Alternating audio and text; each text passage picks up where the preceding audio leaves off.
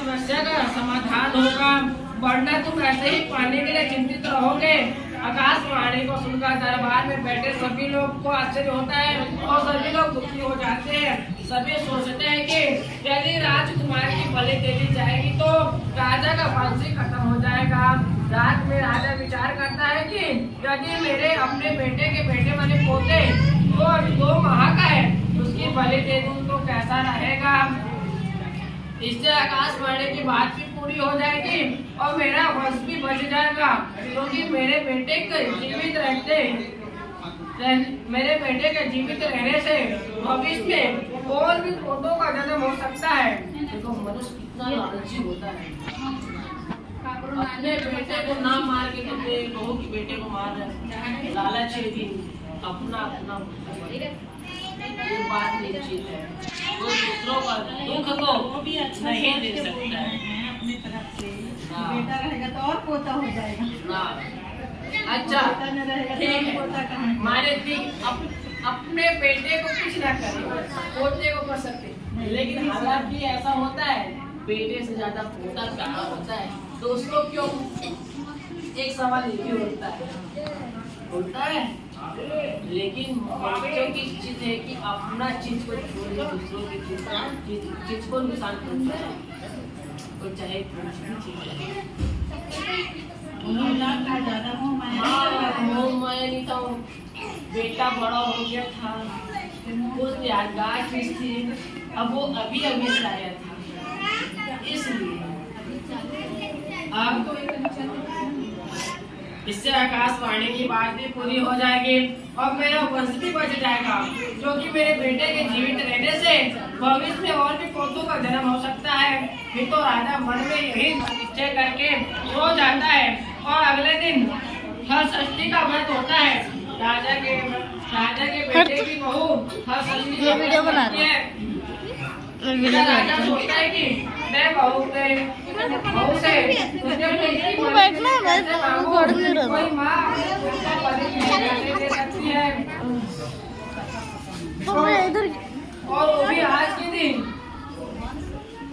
जबकि माताएं अपने पुत्र के सुख और सौभाग्य की कामना के लिए व्रत रखती है।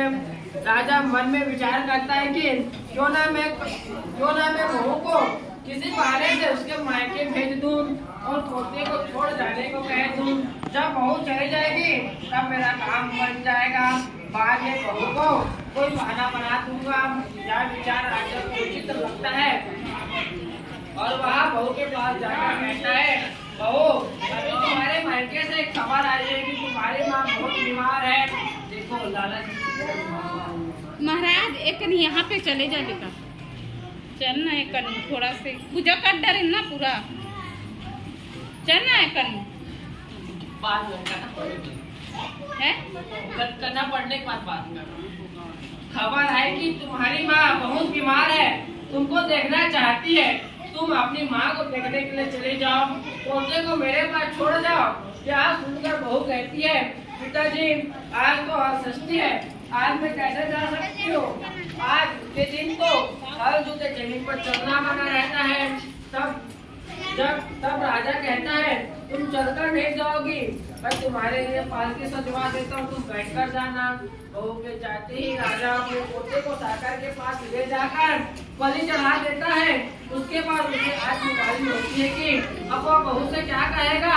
उधर बहू जब अपने मायके पहुँचती है तो सभी महिलाएं हंसती पूजा करने की तैयारी कर रही होती है। उसकी माँ भी पूजा करने को तैयार बैठी होती है।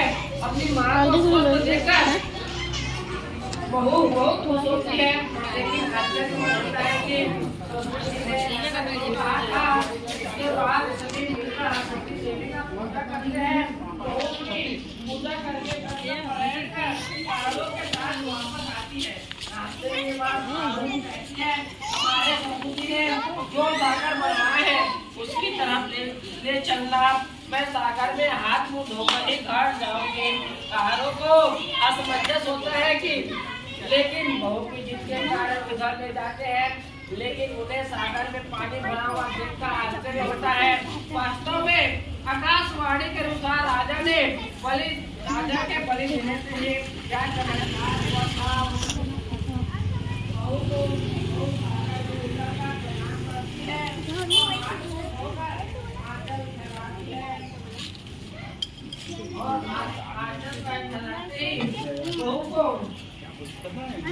आंगन में उसका बच्चा खेलते हुए आ जाता है।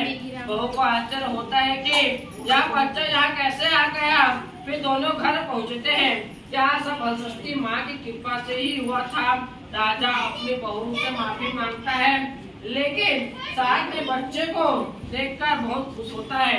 राजा बहू को आशीर्वाद देते हुए कहता है कि तुम्हारे ये पूर्ण प्रताप का नतीजा है। राजा कहता है कि जिस तरह बहू के आत्मविश्वास और श्रद्धा के कारण हमारे घर में खुशी आई है, वैसे ही हमारे राज्य में सभी प्रजाजनों के घरों में खुशी रहे। राजा ने अपने राज्य में घोषणा करवाई कि अगले साल से हमारे राज्य में सामूहिक रूप से हलषष्ठी की पूजा होगी। इस प्रकार हलषष्ठी माता की कृपा से राजा के घर में खुशियाँ आई। उसी प्रकार से आप सभी भक्तजनों के घरों में भी सदैव खुशियाँ बनी रहे। तो सती महारानी की जय। चल देविन महाराज यदि ही में तो है आंटी ऐसे कि मुंह को गला बैठी है।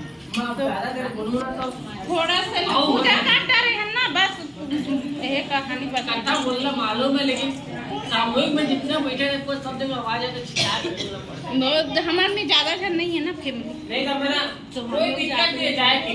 पर गलत बैठ गए हैं सुबह से चलना एक करना कोई नहीं मिला ना। एक कथा पढ़े क्या कुछ नहीं छोटा करता है, इसमें से पढ़ेगा एक कथा पढ़ेगा तो यहीं पे पढ़ देना और महाराज चले जाइए ना एक करना। किसमें से पढ़ेगा? किससे छोड़ किसमें से पढ़ेगा?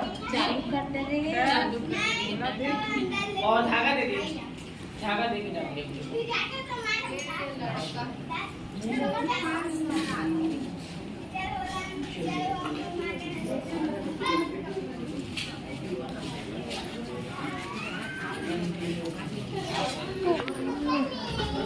दूसरा कथा कहता हूँ।